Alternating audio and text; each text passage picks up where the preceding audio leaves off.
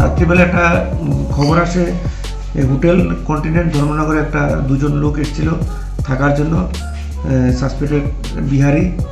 তাদের কাছে মানে ড্রাই গাঁজা বলে সন্দেহ হয়েছে এবং তখন মালিক আমাদের জানালো।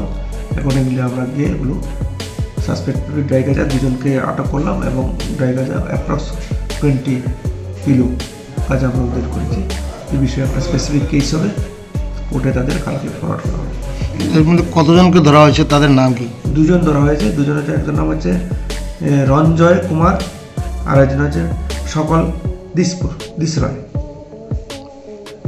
তাদের বাড়ি? দুজনের বাড়ি বিহার।